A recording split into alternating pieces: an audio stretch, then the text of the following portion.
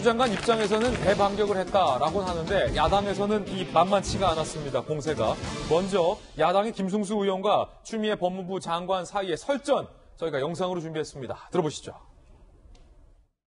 우선 이 사태의 발단은 최초의 제보자라고 알려진 당직 병사 A가 저의 아들과 같은 중대 소속이 아니고 다른 중대 소속으로 이른바 카드라, 군인들은 같은 중대 소속이 아니면 이웃집 아저씨라고 속칭한다고 합니다.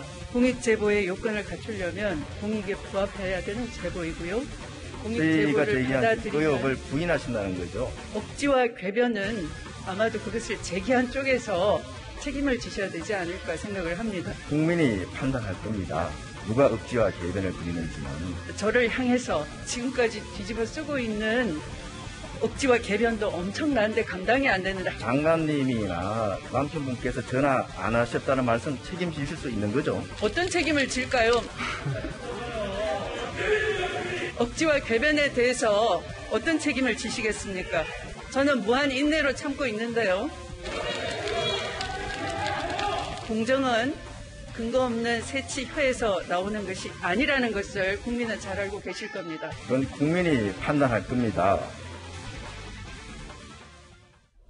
김병민 비대위원님, 네. 추미애 장관의 발언 들어보셨습니다.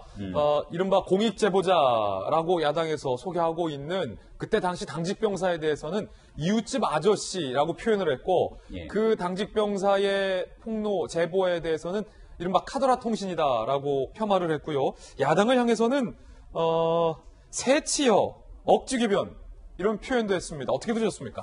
이제는 추미애 장관이 야당뿐 아니라 추미애 장관 의혹에 대해서 비판하고 문제를 제기하고 있는 국민과 싸우겠다는 입장을 분명히 하고 있는 게 아닌가 싶습니다. 예.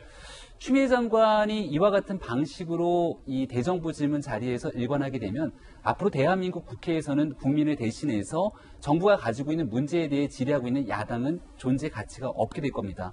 대한민국의 민주주의를 이끌겠다고 하는 정당의 입장에서 어떻게 이런 방식으로 일관하게 되는지 상당히 눈과 귀를 의심할 수밖에 없는 상황이었고요.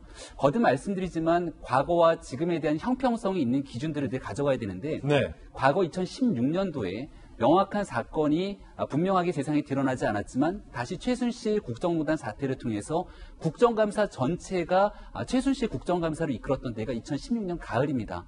그 당시에는 뭔가 명확한 증거나 팩트 관련된 사실들을 바탕으로 더불어민주당이 이 사건에 대한 공세를 나섰던 것이 아닙니다. 하지만 가지고 있는 의혹들을 바탕으로 꾸준하게 지난 정부에 관한 문제들을 제기했고 그 결과 전직 대통령이 탄핵되는 일까지 이어지게 되는 상황이 연결됐었죠.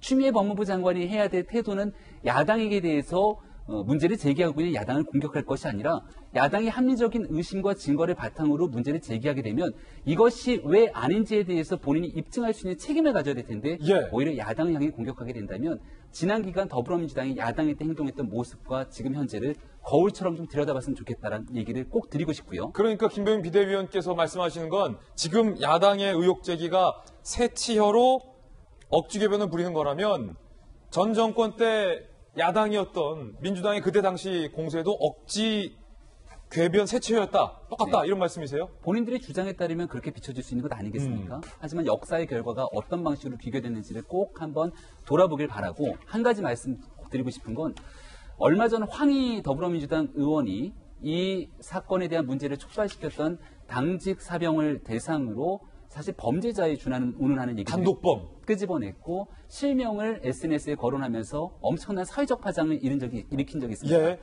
예, 어정쩡한 사과를 통해서 이제 유감이라는 표현을 쓰긴 했습니다만 지금 추미애 장관이 하고 있는 얘기를 보게 되면 결국은 더불어민주당과 여권의 일관된 상황과 인식이 이렇구나라고 하는 내용을 볼 수가 있는데요. 아주 간단합니다. 이거 뭐 아저씨 등등 해서 이렇게 사태의 문제를 제기시켰던 당직 사병을 몰아갈 것이 아니라 당직 사병은 전화를 한 겁니다. 추미애 장관 아들과 함께. 그리고 여기에 대해서 A대가 왔다는 걸 보고 증언하게 된 것이고 25일에 이 당직 사병뿐 아닌 23일에도 똑같은 방식으로 이 추미애 장관 아들과 전화했다는 당직 사병의 증언이 나오고 있고 이 당시에 지원반장이라고 볼 수 있는 당시 상황을 총괄했던 지원반장이 선임병장들을 모아놓고 이 추가적인 병가 연장 허락하지 않았다는 얘기들까지 나오고 있는 상황입니다. 사건의 본질을 짚게 되면 거기에 대해서 명확하게 예, 아니요. 나왔던 내용들에 대해서 이야기를 해야 되는데 오히려 문제를 제기하고 있는 사람을 가르쳐서 대한민국 청년에게 오히려 손가락질하도록 좌표를 찍는 것 아니냐 이런 우려가 제기되는데 대한민국 법무부 장관으로서 자신의 아들은 소중하고 이러한 문제를 제기하고 있는 대한민국 청년에 대해서는 이렇게 무책임한 행동과 언동을 행하게 되는 추미애 법무부 장관에게 심각한 유감이 필요합니다. 예, 김병임 비대위원의 견해였고요.